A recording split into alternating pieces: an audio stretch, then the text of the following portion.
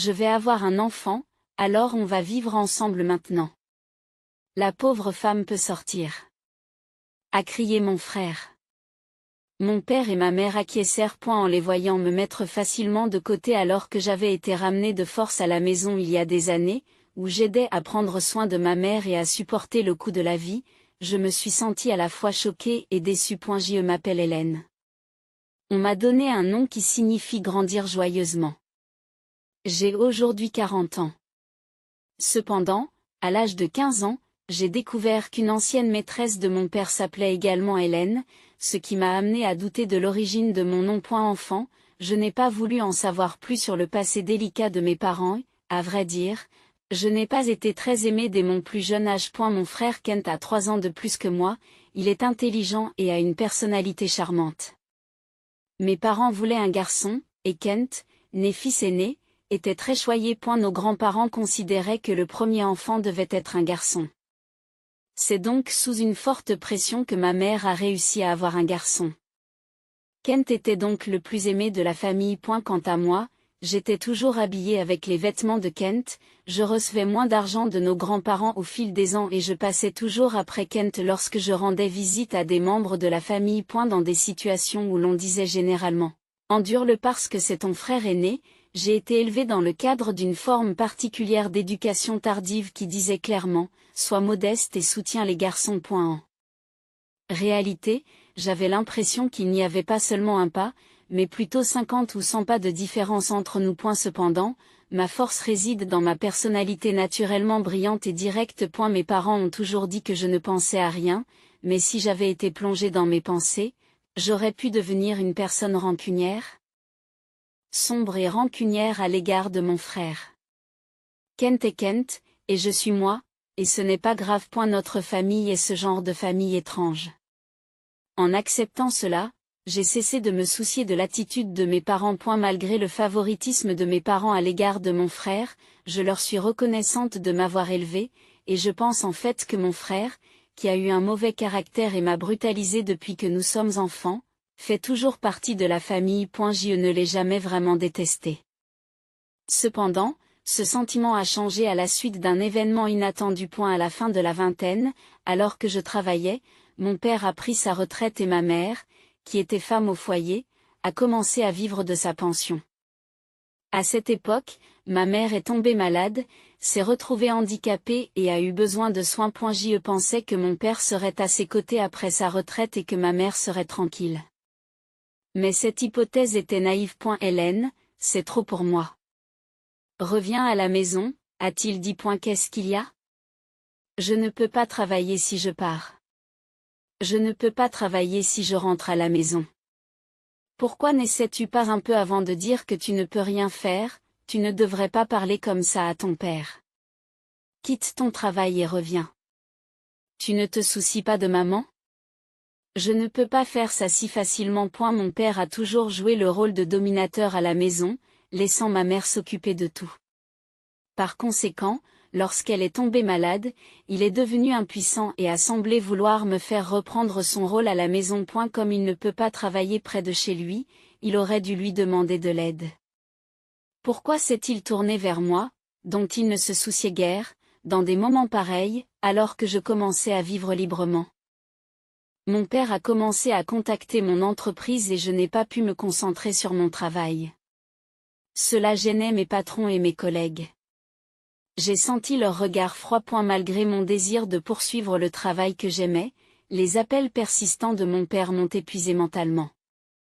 J'ai quitté mon travail à contre-ségur et je suis rentré chez moi. Mais à mon retour, la situation à la maison était désastreuse. Mon père, sans emploi, avait trop de temps libre et commençait à s'adonner aux courses de chevaux, jouant sa pension dès qu'il la recevait. Par rapport à avant, sa consommation d'alcool a augmenté, et il buvait tous les jours tard dans la nuit, la table débordant de canettes de bière vides. Bien qu'il ait pris sa retraite peu de temps après, l'épargne pour leurs vieux jours dont j'avais entendu parler n'était nulle part. De plus, notre situation financière était assez difficile. C'est pourquoi, même lorsque j'ai suggéré de faire appel à un professionnel pour s'occuper des soins en plus des tâches ménagères, mon père a clairement évité de répondre pour cette raison. Les arriérés de factures d'eau et d'électricité continuaient, et à chaque versement de la pension, nous avions l'impression de devoir jongler avec nos finances de manière incontrôlable. Si cela continuait, sa pension serait épuisée dès qu'il la recevrait. Par nécessité, j'ai d'abord retiré de l'argent de mes économies pour subvenir à nos besoins. En même temps, j'ai rendu la maison accessible au fauteuil roulant pour ma mère. Plus tard, j'ai trouvé un emploi sur place. Tout en confiant ma mère à une garderie, j'ai travaillé pendant la journée et consacré environ $2000 par mois aux soins et aux frais de subsistance nécessaires. Bien que j'ai épargné avec diligence depuis mon plus jeune âge, mes économies s'amenuisaient et les sorties d'argent étaient supérieures à ce que je gagnais. Malgré cela, mon père n'a pas essayé de travailler et dépendait entièrement de moi. Financièrement et dans la vie de tous les jours, devenant malheureusement totalement dépendant. Pour moi, le fait de devoir gérer les tâches ménagères, le travail et les soins du matin au soir atteignait presque ses limites. Honnêtement, je voulais confier ma mère à un établissement de soins et laisser mon père et ma maison problématique derrière moi. Ce faisant, je pourrais allouer l'argent qu'il dévorait à mes frais de subsistance, à mes propres économies et à mes frais de subsistance. Mais mon père s'est fermement opposé à l'idée d'envoyer ma mère dans un établissement de soins sans rien faire lui-même. Ma mère elle-même m'a demandé pourquoi je devais aller dans un établissement de soins alors que tu t'occupais de moi, ce qui rendait impossible l'obtention de son accord. J'ai demandé de l'aide à Kent, mais il n'a pas voulu s'impliquer, et c'est finalement moi qui ai dû faire des sacrifices. C'est ainsi que je me suis retrouvée piégée dans une prison appelée maison. 3 ans après le début de cette cohabitation infernale, Kent a soudain annoncé « Je me suis marié parce que ma petite amie est enceinte » et il est rentré chez lui avec sa femme, Maggie, que je n'avais jamais vue auparavant. Waouh, je m'attendais à ce que la sœur de Kent lui ressemble, mais tu n'as rien à voir avec lui, tu n'es pas mignonne du tout. Maggie m'a évaluée en riant lors de notre première rencontre. Son impolitesse a immédiatement provoqué mon antipathie. Bien qu'il s'agisse de sa première visite, elle s'est promenée dans la maison comme s'il s'agissait de la sienne, est entrée dans ma chambre sans permission, a utilisé librement mes produits de beauté et a exigé « C'est joli, donne-moi ça ». Elle a fouillé dans l'étagère où étaient rangés les précieux bijoux de ma mère et a fait un commentaire déplacé « Combien coûte leur 18 carats maintenant ?» C'était clairement une femme dangereuse. Je ne pouvais m'empêcher de penser qu'elle ne valait rien. Même si elle était mariée à mon frère. Je devais couper les ponts avec elle. Il semblait que mon père et ma mère ne pensaient qu'à tenir un petit enfant, ou à lui donner un nom, la naissance d'un petit enfant occupant leur esprit. J'étais même jaloux de leur innocence. Ce nouveau lien familial me mettait quelque peu mal à l'aise. Et ce mauvais pressentiment s'est concrétisé ce jour-là, mais je suis anxieuse à l'idée d'élever mon premier enfant. J'ai besoin d'aide, femme de Kent. Dit Maggie gentiment, en faisant tourner ses cheveux autour de son doigt. Pendant qu'elle parlait, mon père, regardant la poitrine de Maggie, suggéra avec un sourire, « Pourquoi ne pas vivre ici alors ?»« C'est vrai ? Tu en es sûr ?» répondit Maggie. « Bien sûr », a répondu mon père. Alors que Kent et Maggie discutaient avec enthousiasme de la possibilité de vivre avec mes parents, je n'ai pas pu m'empêcher de demander. « Mais nous n'avons pas assez de chambres. »« Qu'est-ce qu'on va faire ? Vous devriez déménager, » dit mon père sans embâche. Tu m'excuses ? J'ai répondu sous le choc, et même ma mère a souri et a ajouté, « Oui, ce serait mieux. » Alors, dépêche-toi. Je pensais avoir été assez généreuse toutes ces années, mais être trahie par mes parents aussi facilement, ça dépasse l'entendement. Attendez, que ferez-vous si vous me mettez à la porte maintenant ? J'ai payé les frais de soins pendant tout ce temps, et je n'ai même pas l'argent pour déménager. Et les soins de maman ? Ai-je demandé. J'y paierai les frais de soins. Contrairement à toi, je travaille dans une grande entreprise et je n'ai pas à me soucier de l'argent. A rétorqué Kent. Sur ce, mon père m'a dit, Hélène, va préparer tes affaires et déménage aujourd'hui. Il m'a poussé vers ma chambre. Il avait l'air d'avoir mis la main sur un hôte de valeur, content de lui. Déménager aujourd'hui ? Pensais-je, consterné. Il neigeait dehors et je me demandais comment j'allais pouvoir gérer ma vie à partir de maintenant. C'est ridicule.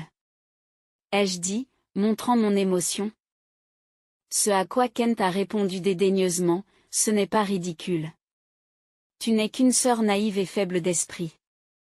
Puis il m'a répété qu'il fallait avoir un enfant, alors nous vivons ensemble maintenant. Et la pauvre femme peut partir. Stupéfaite, j'ai regardé mes parents, et même ma mère, dont je m'étais occupée pendant des années, a souri et m'a dit, je veux être avec mon petit-fils, en me faisant signe de partir. Mon père a alors crié, maintenant, sortez, tout en mettant mes affaires dans un sac et en le jetant dehors. Attendez, s'il vous plaît.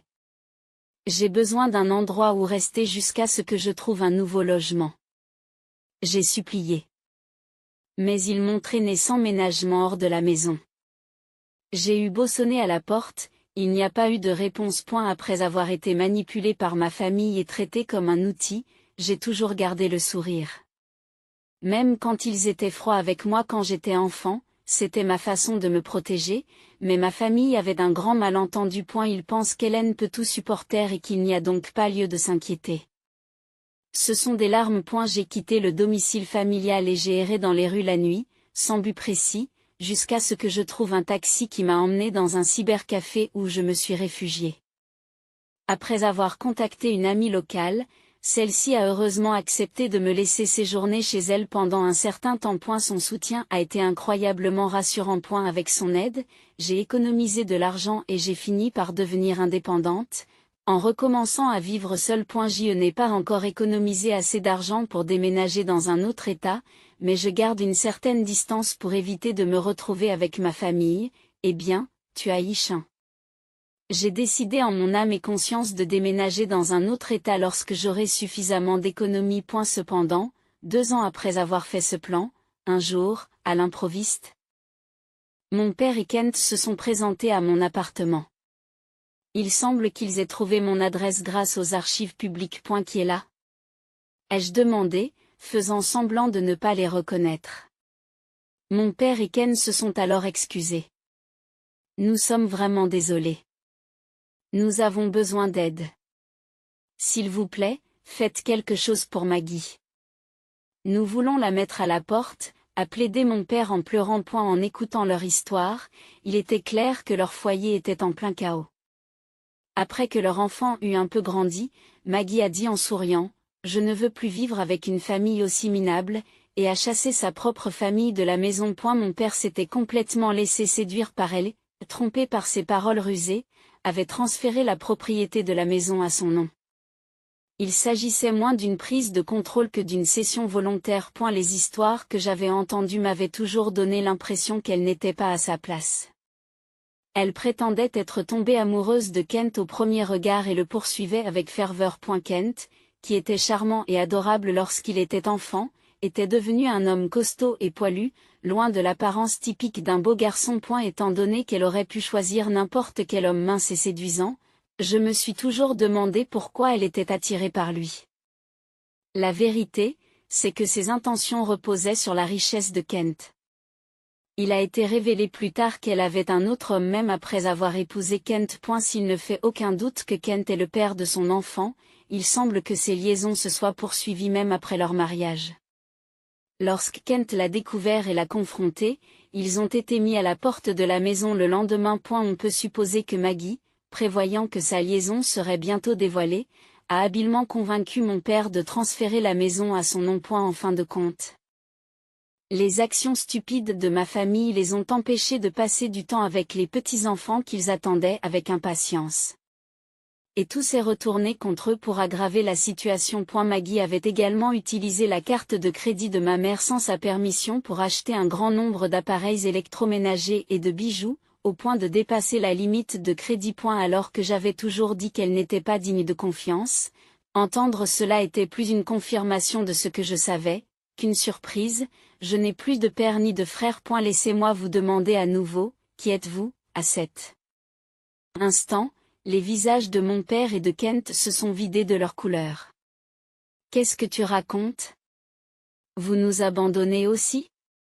Après cela, maman est devenue grabataire et ne pouvait même plus utiliser son fauteuil roulant. Tu n'as pas pitié de ta mère qui a été mise à la porte?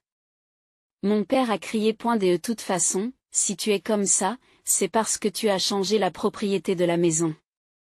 N'est-ce pas? Ai-je rétorqué.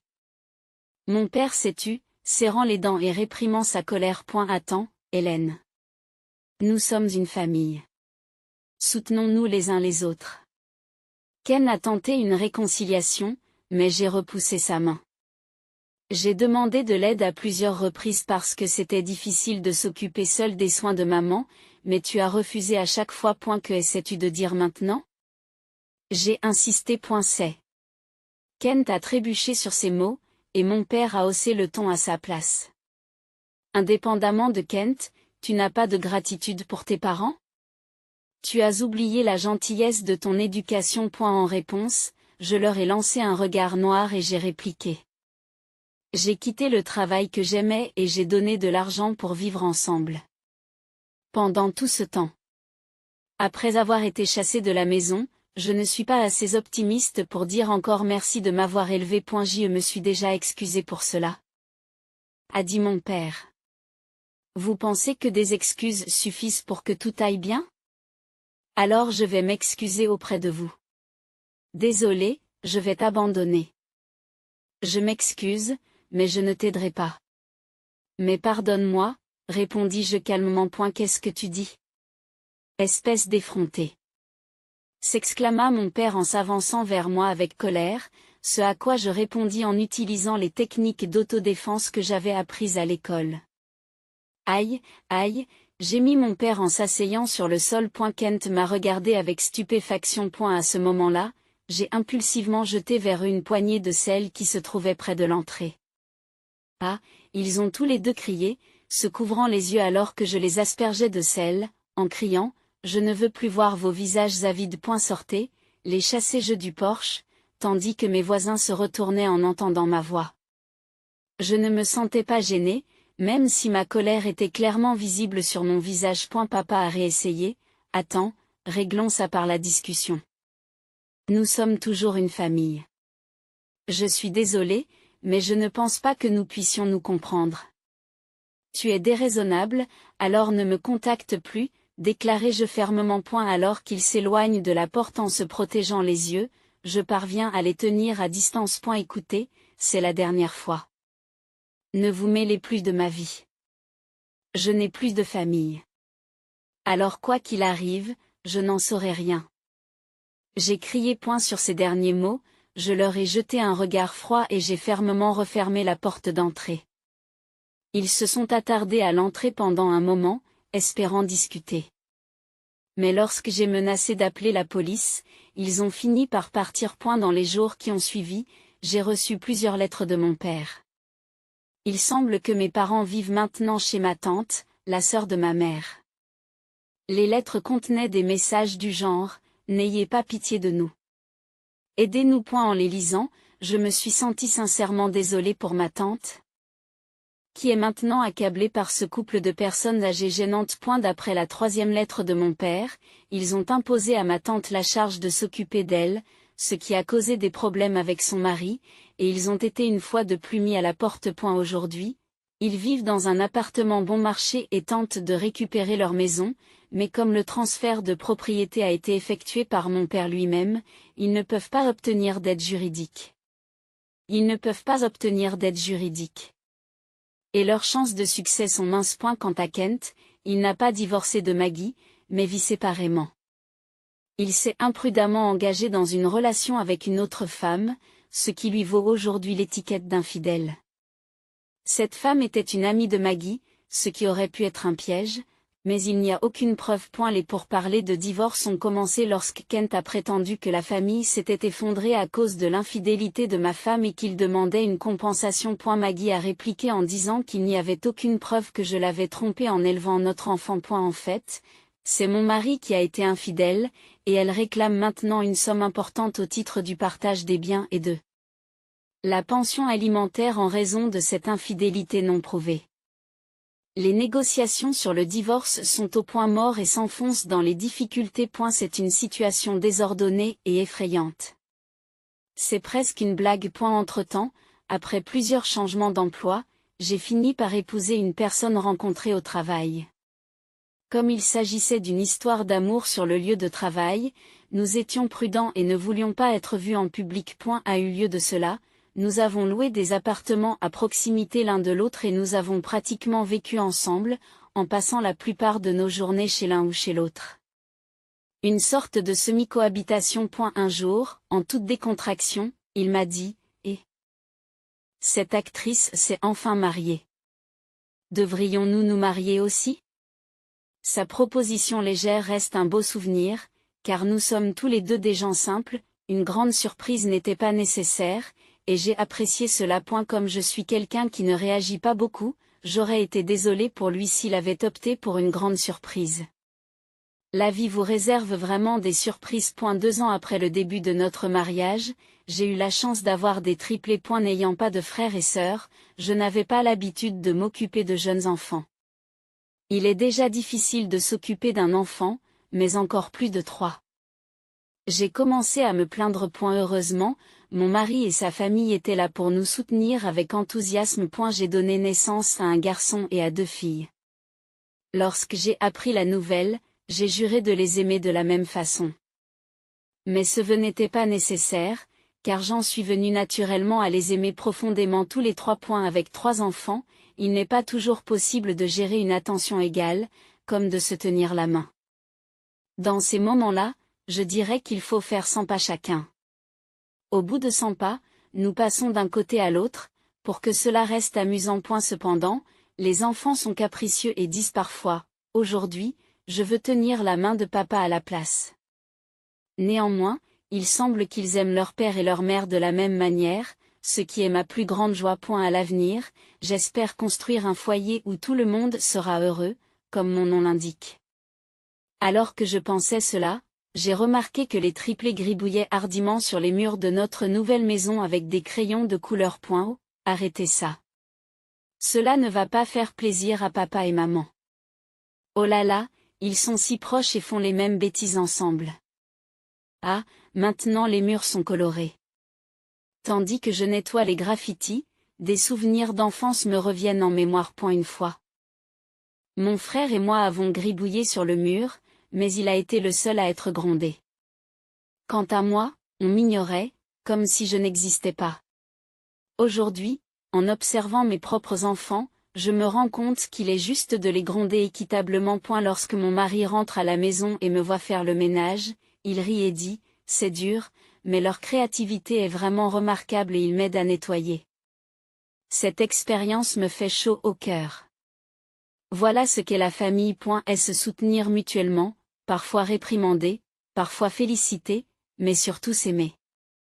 Dans cette famille, je vis des choses que je n'ai jamais vécues dans mon enfance. Notre triplé s'est approché de nous calmement, en disant qu'il était désolé, et je l'ai pris dans mes bras en lui disant gentiment que la prochaine fois, il fallait dessiner sur un éperon.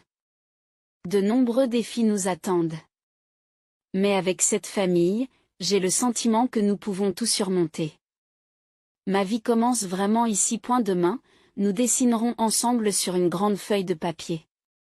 Nous en garderons un merveilleux souvenir. Sur cette pensée, nous commençons à préparer le dîner en famille. Aujourd'hui aussi, je suis reconnaissante d'avoir vécu une autre journée heureuse.